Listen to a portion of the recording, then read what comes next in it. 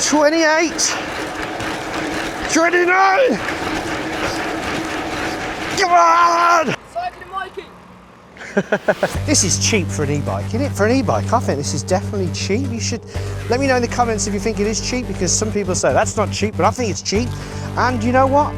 It's all right as well. Let's find out how cheap it actually is and how good this Eleglide M2 is. Hello, this is the e-VRC, and we are on the Eleglide M2 e-mountain bike, and it is a ridiculously cheap bike at under £800. And at under £800, you might think you're getting all the worst stuff. You'd be wrong.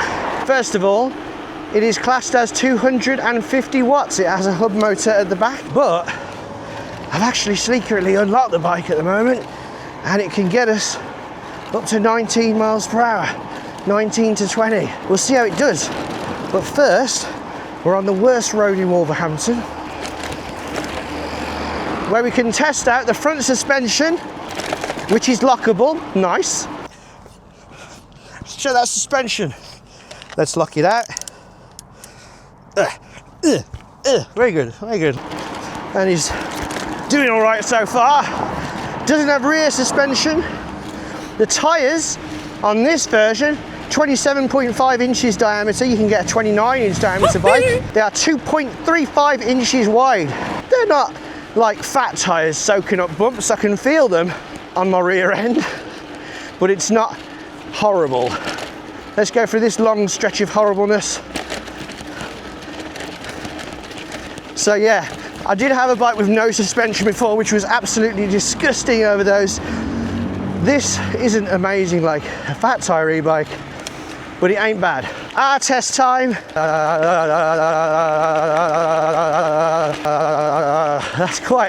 That is quite some R-E-R, that is.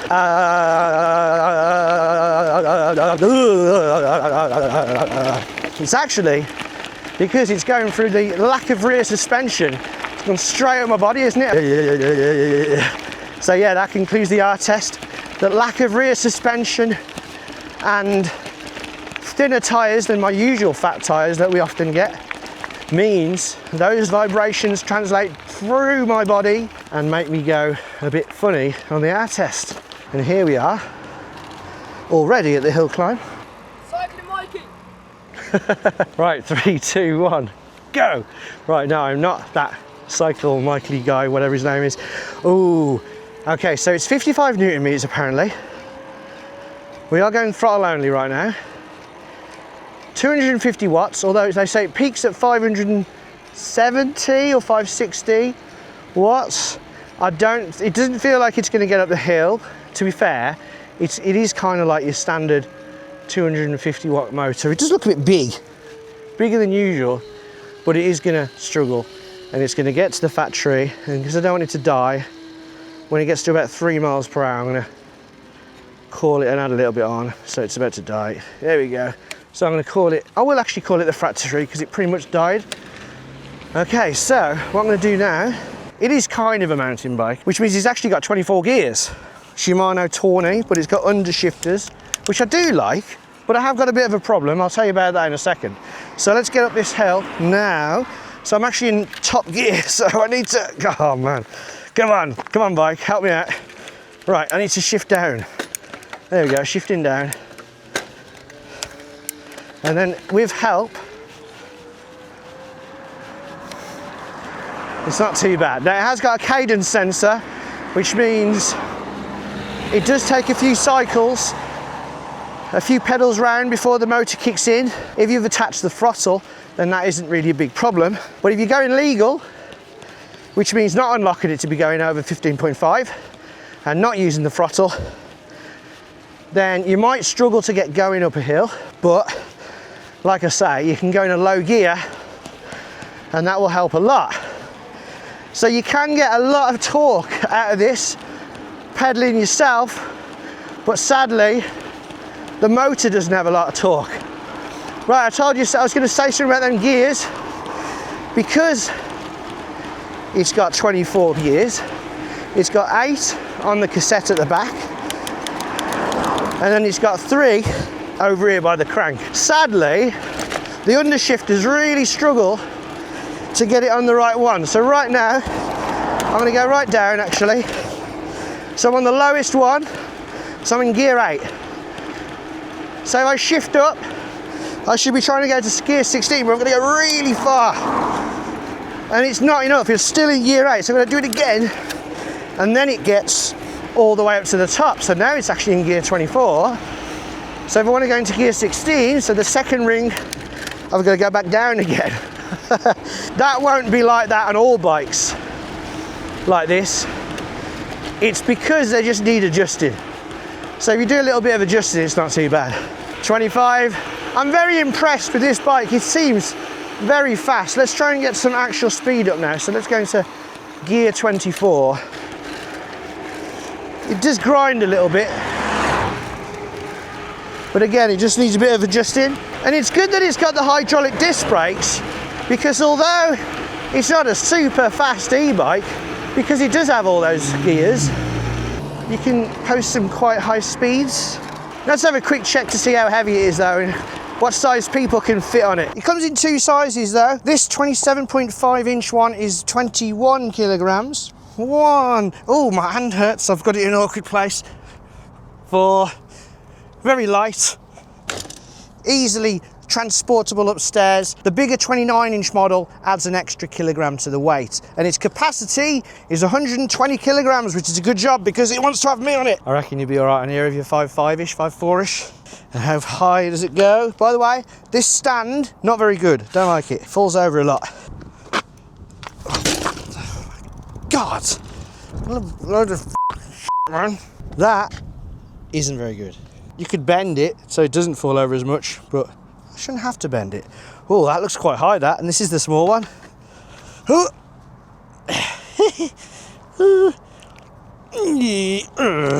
I could ride that if I jumped off the pedal. Probably be okay if you're like 6'4", 6'5"-ish, something like that.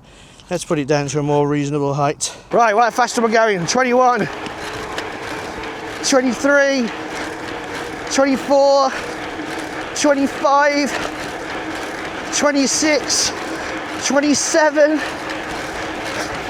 28, 29. Come on! I think I did 29.9. You don't want to do that all the time though. Let's do a brake test. 20 miles an hour. Oh dear. 1, 2, 4, and a bit. 4.5. Right, while I recover, let's see how it came and what was in the box. Medium-sized box. Nightmare. Polystyrene. Anyone else hate polystyrene? Ah, it's everywhere. God. It's like sand. I don't like sand. In the box, we got a manual, pedals, tools, throttle and matching handle, derailleur guard, reflectors, and a 2-amp charger. I'm dreaming of a... Top tip, when you build a bike, never forget to hoover the bike.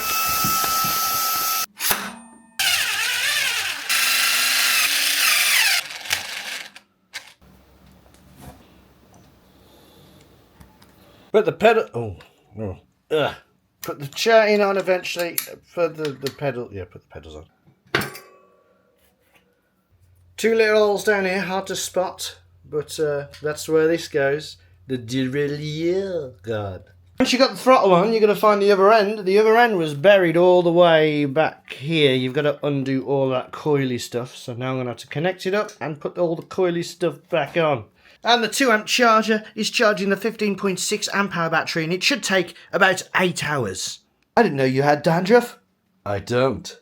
Well, let's just test the throttle only speed of this bike. So it is actually, I have unlocked it, so it's taken us to 19, 20, and it kind of cuts out about 21-ish. We haven't talked about the battery of this bike.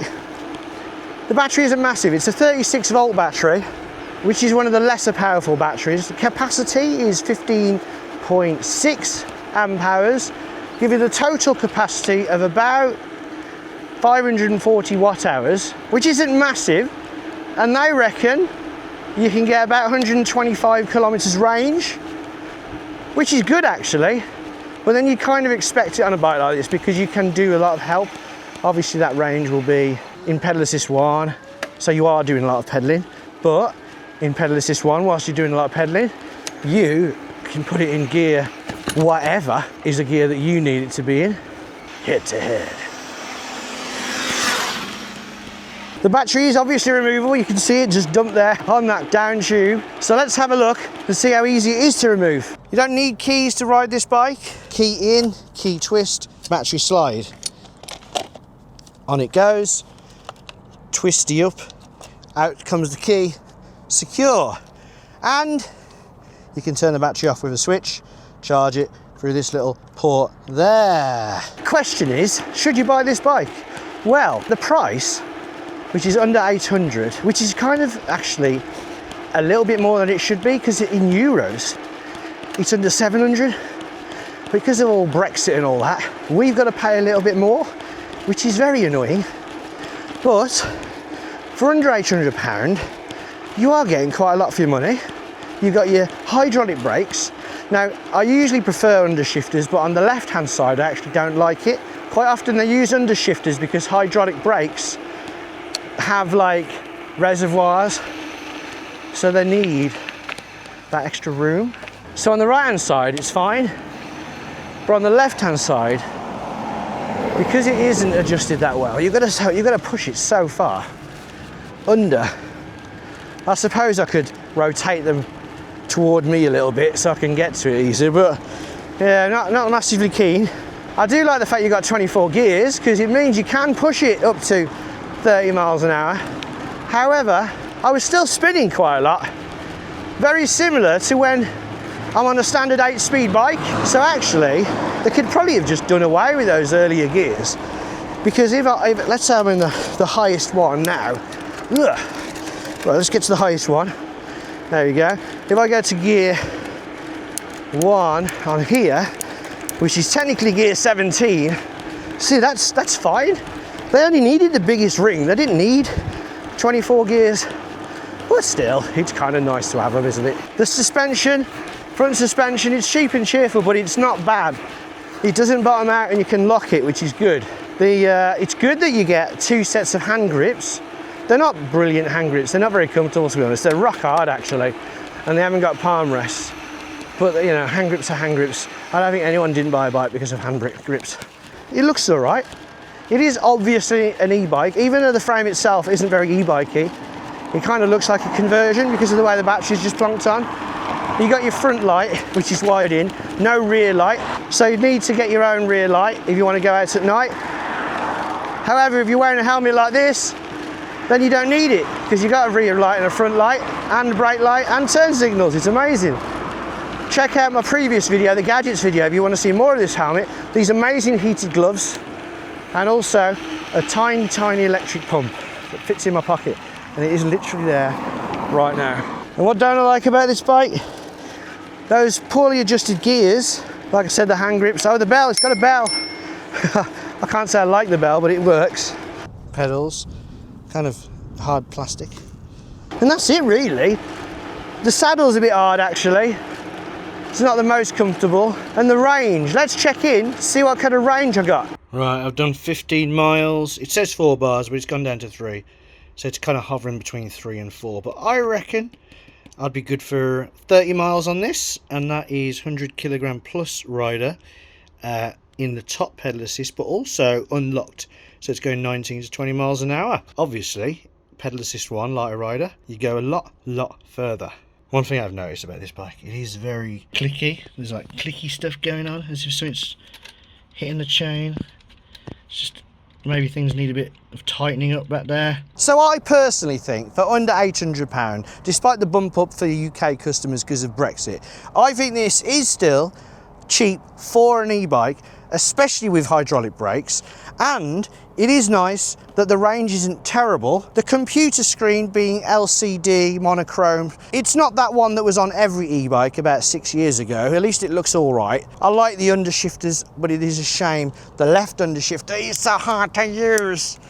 and there's a bit of grinding going on. It's basically, if you're willing to put a little bit of time in to adjust stuff, then you could get a very, very good e-bike for £800.